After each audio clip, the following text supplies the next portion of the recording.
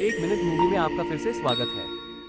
Movie के starting scene में हम दो भाइयों को देखते हैं जिसमें बड़े भाई का नाम बिल होता है और वो अपने छोटे भाई को कागज की एक बोट बनाकर देता है क्योंकि बाहर बारिश आ रही थी। बिल का छोटा भाई उस बोट को लेकर बाहर बारिश में खेलने जाता है और तभी उस बच्चे की बोट पानी में बहते बहते एक सीवर में चली जाती है और जब वो बच्चा अपनी बोट को ढूंढने के लिए उस सीवर के पास जाता है तब हम फर्स्ट टाइम पेनीवाइज को वहाँ पर देखते हैं। पेनीवाइज उस बच्चे को उसकी बोट रिटर्न करने के बहाने उसे अपने पास बुलाता है और उसके पास आते ही वो उसका एक हाथ ही खा लेता है। इस इंसिडेंट के बाद उस बच्चे का कुछ भी पता नहीं चलता कि वो कहाँ गया है और सब लोग ये समझते हैं कि वो मिसिंग हो गया। इसके बाद हम एक लड़के माइक को देखते हैं जो एक शीप हाउस में होता है और उसे कहा जाता है कि वो एक भेड़ को शूट करे, लेकिन वो ये नहीं कर पाता, लेकिन उसे ऐसा करना था क्योंकि ये उसका फैमिली बिजनेस था। फिर हम स्कूल में स्टूडेंट्स को देखते हैं और वहीं पर एक लड़की बेवर्ली को देखते हैं जिसकी क्लास फेलो उसे काफी तंग करती है। सब बच्चे वेकेशन स्टार्ट होने की वजह से काफी एक्साइटेड होते हैं और वहीं पर हम एक लेडी को देखते हैं जो अपनी मिसिंग बच्ची को वहाँ पर ढूंढने आई थी। वहाँ पर एक लड़का हेनरी भी था जो नेचर वाइज काफी इल मैनर्ड था और वो बिल और उसके बाकी फ्रेंड्स को काफी तंग किया करता था। और वहीं पर हम बेवर्ली की बेस्ट फ्रेंड बेन को भी देखते हैं, वो दोनों आपस में काफी अच्छे फ्रेंड्स होते हैं। दूसरी तरफ बिल जब स्कूल से घर वापस आता है तब उसके फादर उसे काफी डांटता क्योंकि बिल समझता था कि उसका छोटा भाई अभी भी जिंदा है जो सीवर में गिरकर वहाँ से गुजरकर उस जगह पर गिर गया होगा जहाँ पर उसका डेड एंड होता है। लेकिन उसके फादर उसे समझाते हैं कि वो मर चुका है और वो ये सब कुछ करना बंद कर दे क्योंकि इससे उसकी मदर को काफी दुख होगा। माइक जब मीट डिलीवर कर रहा होता है तब वहाँ पर उसे एक डोर मिलता है और उसके पीछे वो काफी अजीबोगरीब चीजें महसूस करता है। उस डोर के पीछे से काफी लोगों के शाउट करने की आवाजें आती है और बहुत से हाथ भी बाहर निकलते हैं और फिर तभी अचानक से वो डोर खुद ब खुद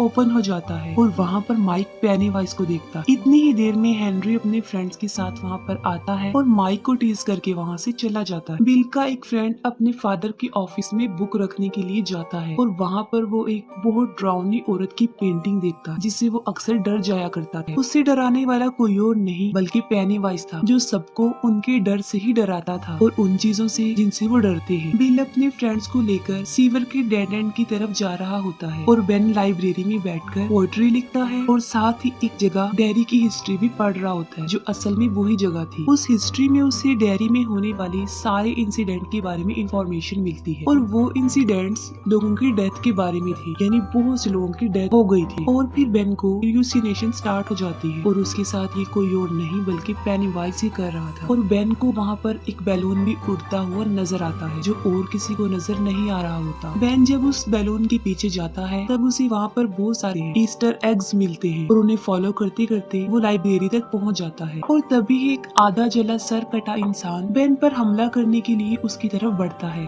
लेकिन बेन वहाँ से भाग जाता है। बेन जब वहाँ से जा रहा होता है तब हेनरी और उसके फ्रेंड्स उसे पकड़ लेते हैं, उसे काफी परेशान करते हैं और यहाँ तक कि हेनरी एक नाइफ से उसके पेट पर एच लिख देता है। इसी दौरान कार में एक कपल भी वहाँ से गुजरता है और बेन उनसे हेल्प मांगता है, लेकिन वो लोग उसकी एक नहीं सुनते। उसी कार में बेन एक रेड बैलून देखता है जिससे ये साफ जाहिर था कि वो कपल जो गाड़ी में बैठा हुआ है अब वो भी पेनीवाइज के कब्जे में आ चुके हैं। तभी किसी तरह बेन अपनी जान छुड़ाकर वहाँ से भाग जाता है और वो बैड ग्रुप उसका पीछा करते हैं। दूसरी तरफ बिल अपने फ्रेंड्स के साथ उस सिटी के सीवर के डेड एंड पर अपने भाई को ढूंढ रहा होता है, लेकिन वहाँ पर उसे किसी और बच्चे का जूता मिलता है। लेकिन इससे पहले कि वो सब लोग बिल के भाई को ढूंढने के लिए अंदर जाते इंजर्ड बेन वहाँ पर आ जाता है। वहीं पर बिल का एक फ्रेंड बिल के छोटे भाई को ढूंढने के लिए अंदर चला जाता है और वहाँ पर उसे बहुत सारे गोस्ट नजर आते हैं। उसे वहाँ पर बहुत सारी सॉल्स नजर आती है और पेनीवाइज उसे मार डालता है। बिल और उसके बाकी फ्रेंड्स बेन के लिए बैंडेज इक्विपमेंट्स ले रहे होते हैं, लेकिन उनके पास पैसे कम होते हैं। उसी मार्केट में बेवर्ली भी होती है जो मेडिसिन लेने में उनकी हेल्प करती है और फिर ये फ्रेंड्स ग्रुप बेवर्ली को उनके साथ तालाब पर चलने के लिए इनवाइट करते हैं। बेवर्ली जब घर पहुँचती है तब उसके फादर एज यूजुअल उसके साथ काफी अजीब बिहेव करते हैं। अपने फादर के बिहेवियर की वजह से बेवर्ली काफी अपसेट रहती थी और इस बार तो वो इतनी दुखी होती है कि वो अपने बाल काट लेती है। फिर वो सब फ्रेंड्स और बेवर्ली तालाब पर काफी एंजॉय करते हैं। ये सब फ्रेंड्स मिलकर बेन के घर जाते हैं और वहाँ पर उसका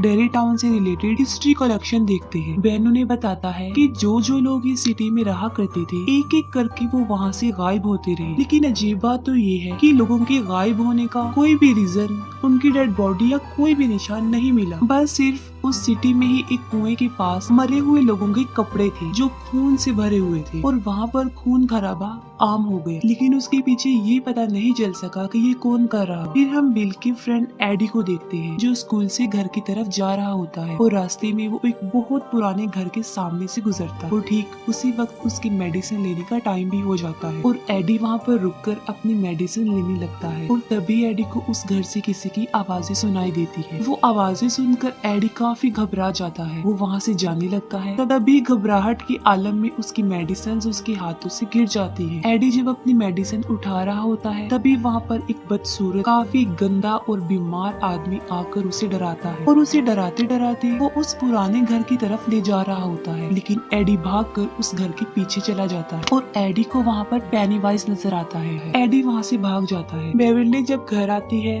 तब उसे एक पोएट्री कार्ड मिलता है जिसे पढ़ने के लिए वो वॉशरूम में जाती है। बेवर्ली जब वो पोएट्री पढ़ रही होती है तब उसे वॉश सिंक से बच्चों की आवाजें सुनाई देती है। बेवर्ली जब एक मेजरिंग टेप उस सिंक के अंदर डालकर बाहर निकालती है तब वो खून से भरा हुआ वापस आता है और उस पे इंसानी बाल भी लगे होते हैं जो बेवर्ली की पूरी बॉडी से लिपट जाते हैं और उसे अंदर की तरफ खींचते हैं। इसके बाद उस वॉश सिंक से बहुत सारा खून तेजी से बाहर निकलता है और पूरा वॉशरूम और बेवर्ली खून से भर जाते हैं। बेवर्ली के रोने की आवाज सुन के उसके फादर भी वहाँ पर आ जाते हैं, लेकिन वो ऐसा रिएक्ट करता है जैसे वहाँ पर कुछ भी नहीं हुआ। बिल जो कि अपने छोटे भाई को काफी मिस कर रहा होता है, लेकिन तभी वहाँ पर उसे किसी के होने का एहसास होता है और वहीं पर उसे किसी के पाँव के निशान भी मिलता है और जब वो उन पैरों के निशान के पीछे जाता है तब उसे उसका छोटा भाई नजर आता है जो उसे बेसमेंट में ले जाता है। पहले बिल का छोटा भाई उसे इमोशनली ब्लैकमेल करता है और फिर देखते ही देखते एक शैतान में तब्दील हो जाता है और तभी वहाँ पर पेनीवाइज भी आ जाता है जो बिल पर अटैक कर देता है, लेकिन ठीक वक्त पर बिल अपनी जान बचा वहाँ से भाग जाता है। फिर बेवर्ली उन फ्रेंड्स को अपने घर बुलाकर उन्हें अपना वॉशरूम दिखाती है। सब बच्चे भी देखते हैं कि वहाँ पर बहुत ज्यादा खून है, लेकिन बेवर्ली सोचती है कि उसके फादर को वो क्यों नहीं नजर आ। फिर वो सब मिलकर वॉशरूम क्लीन करते हैं। वो फ्रेंड्स आपस में डिस्कस करते हैं कि कुछ न कुछ तो गड़बड़ जरूर है क्योंकि उन लोगों के साथ भी कुछ न कुछ अजीबोगरीब हो रहा है और वो जोकर उनको भी नजर आता है। तभी कुछ दूर फासले पर उन्हें हेनरी की कार और माइक की साइकिल नजर आती है और वो माइक को बचाने के लिए फौरन भागते हैं। दूसरी तरफ हेनरी और उसके फ्रेंड्स जबरदस्ती माइक को कच्चा गोश्त खिलाने की कोशिश करते हैं और उसे काफी पीटते भी हैं। तभी कुछ दूर फासले पर माइक को पेनीवाइज नजर आता है जो एक बच्चे का हाथ खा रहा था और साथ साथ वो माइक को एक अजीब सी स्माइल भी दे रहा था और तभी फौरन वो फ्रेंड्स वहाँ पर पहुँच जाते हैं और हेनरी और उसके फ्रेंड्स पर पत्थरों की बारिश कर देते हैं और वो लोग माइक को सेव कर लेते हैं। फिर वो ग्रुप मिसिंग होने वाले बच्चों के पोस्टर देख रहे थे। तभी बेन उन्हें बताता है कि उसने डेरी टाउन के बारे में दोबारा से पढ़ा है। वो कहता है कि मुझे पता चला है कि डेरी टाउन में हर 27 साल बाद ऐसे इंसिडेंट्स होते रहते हैं। उन इंसिडेंट्स में लोग गायब होते हैं और ज्यादातर बच्चे, और ऐसा पहले तो कुछ अरसे तक चलता रहता है लेकिन फिर अचानक से बंद हो जाता है और फिर 27 सालों बाद ऐसा होने लगता है। वो लोग ये समझ जाते हैं कि कोई तो है जो 27 साल बाद आ जाता है और बच्चों को पकड़कर खा जाता है और इतना ज्यादा शिकार करने के बाद 27 सालों तक वो बिल्कुल रिलैक्स हो जाता है और साथ में वो ये बात भी समझ जाते हैं कि वो बच्चों के सामने उन्हें उसी रूप में आकर डराता है जिससे वो सबसे ज्यादा डरते हैं और जाहिर है तकरीबन सब बच्चे ही जोकर से डरते हैं। बिल सबको अपने घर ले जाता है और उन्हें डेरी टाउन का मैप दिखाता है। मैप देखकर उन लोगों को पता चलता है कि जहाँ जहाँ वो इंसिडेंट्स हुए थे वो जमीन के नीचे एक गटर से जुड़े हुए हैं और ये सारे गटर एक ही जगह पर आकर आपस में मिलते हैं और वो कुआं है जो उसी पुराने घर में था। वो बच्चे फौरन ये समझ जाते हैं कि पेनीवाइज वहीं पर रहता है उसी पुराने घर के कुएं में। तभी एडी इन बातों से काफी डर जाता है और वो सब कुछ बंद करने के लिए कहता है, लेकिन अचानक से प्रोजेक्टर अपने आप ऑन हो जाता है और पिक्चर्स खुद ब खुद चेंज होने लगती है। ये देखकर वो लोग काफी घबरा जाते हैं, काफी डर भी जाते हैं और तभी उन पिक्चर्स में बिल के छोटे भाई की पिक्चर भी आती है और तभी फौरन पेनीवाइज भी एक पिक्चर की सूरत में उनके सामने आता है और तभी पेनीवाइज उस फोटो से निकलकर उन बच्चों को डराता है। वो सारे बच्चे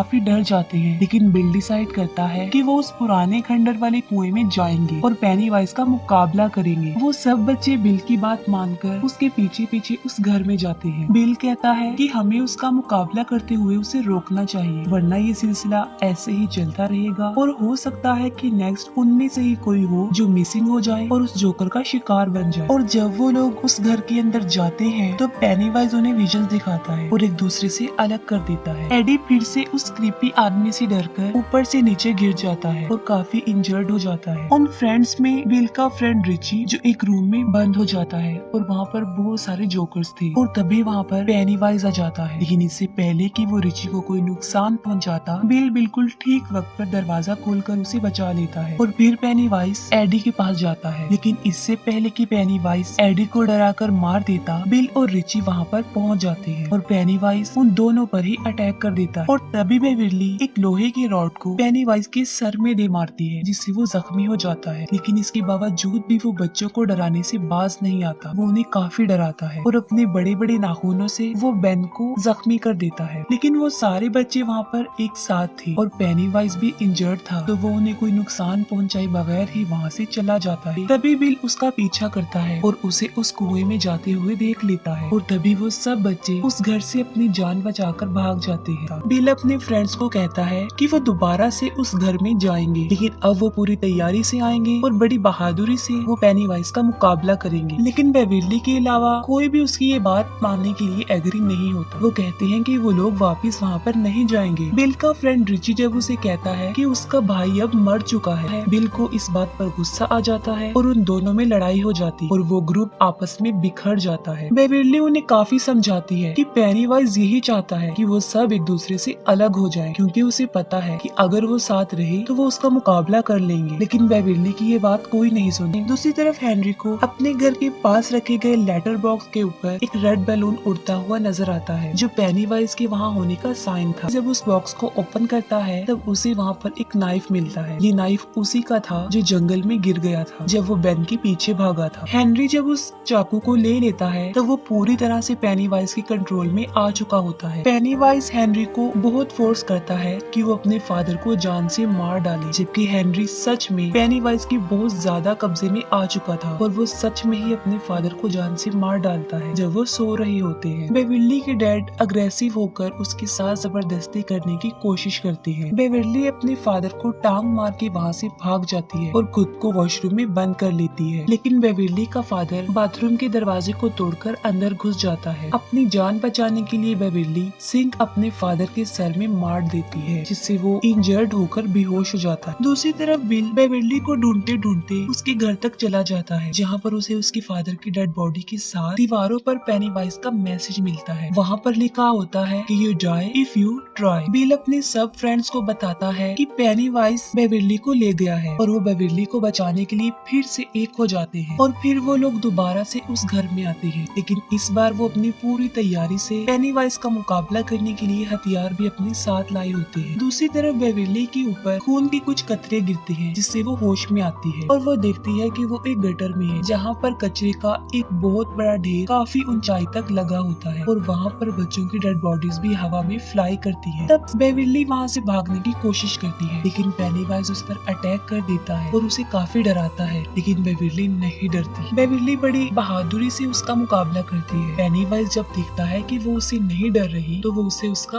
असली रूप दिखाता है और वो पेनीवाइज की एक डेड लाइट भी थी। उसे देख बेविरली फौरन बेहोश हो जाती है। सारे बच्चे कुएं से नीचे उतर जाते हैं, लेकिन सबसे लास्ट में जब माइक की बारी आती है तब हेनरी उस पर अटैक कर देता है। उसे मारने की कोशिश करता है, लेकिन माइक उसका मुकाबला करके कुएं से उसे काफी नीचे गिरा देता है। वो लोग जब नीचे उतर रहे होते हैं तब उनका एक फ्रेंड उनसे बिछड़ जाता है और यहाँ पर पेनीवाइज उस भयानक पेंटिंग वाली औरत की सूरत में उस पर अटैक कर देता है। बाकी फ्रेंड्स अपने उस दोस्त को ढूंढने के लिए वहाँ पर पहुँच जाते हैं, लेकिन इससे पहले कि पेनीवाइज उसे जान से मार डालता वो सब वहाँ पर पहुँच जाते हैं और पेनीवाइज वहाँ से भाग जाता है। और तभी बिल को अपना छोटा भाई भी वहाँ पर नजर आता है, जिसको फॉलो करते हुए वो बिल्कुल उसी जगह पर पहुँच जाता है जहाँ पर बेविरली भी थी। बेविरली हवा में लटकी हुई थी और बिल उसे नीचे लाने की कोशिश करता है और फिर बिल अपने भाई के पास चला जाता है। तभी बाकी फ्रेंड्स वहाँ पर आ जाते हैं और सब मिलकर बेविरली को नीचे उतारते हैं, लेकिन बेविरली होश में नहीं थी। वो सब उसे होश में लाने की कोशिश करते हैं, लेकिन स्टिल वो होश में नहीं आती। फिर बेन बेविली को हक करता है क्योंकि वो उसे लाइक करता था, तो इसी वजह से बेविली पेनीवाइज के ट्रैप से बाहर आ जाती है और बिल्कुल होश में आ जाती है। पेनीवाइज बिल को उसके छोटे भाई के रूप में काफी इमोशनली ब्लैकमेल करता है और उसे अपने साथ घर ले जाने के लिए भी कहता है। बिल उसकी बातें सुनकर रोता है और कहता है कि मैं जानता हूँ कि तुम मेरे भाई नहीं हो, और वो उसे गन से शूट कर देता है। और फिर पेनीवाइज अपने असली रूप में आकर उन सब पर अटैक कर देता है। वो सब बच्चे एक होकर उसका मुकाबला करते हैं, लेकिन फिर पेनीवाइज बिल को पकड़ लेता है। पेनीवाइज उनको बताता है कि तुम लोग मुझसे जितना डरोगे मेरी पावर उतनी ही ज्यादा बढ़ती जाएगी। वो कहता है कि तुम बिल मुझे दे दो, उसके बदले में मैं तुम्हारी जान बख्श दूंगा और तुम यहाँ से चले जाओ। मैं इसे खाकर 27 सालों तक सोने के लिए चला जाऊंगा और तुम लोग भी अपनी लाइफ में वापस चले जाओ। पेनीवाइज के यही अल्फाज उसी पर भारी पड़ जाते हैं। वो सब बच्चे बिल्कुल एक होकर उससे लड़ते हैं। पेनीवाइज उन बच्चों को हर उस रूप में डराने की कोशिश करता है जिससे वो सबसे ज्यादा डरते हैं, लेकिन वो बच्चे नहीं डरते। लेकिन अब पेनीवाइज उनसे डरने लगता है क्योंकि वो सब एक थे और डर भी नहीं रहे थे, और यहाँ तक कि मार मार के भी वो पेनीवाइज को काफी जख्मी कर चुके थे। उन बच्चों का बिल्कुल एक हो जाना पेनीवाइज को हारने पर मजबूर कर देता है और पेनीवाइज डरते हुए भूखा ही 27 सालों के लिए सोने के लिए चला जाता है। ये मूवी यहीं पर एंड हो जाती है।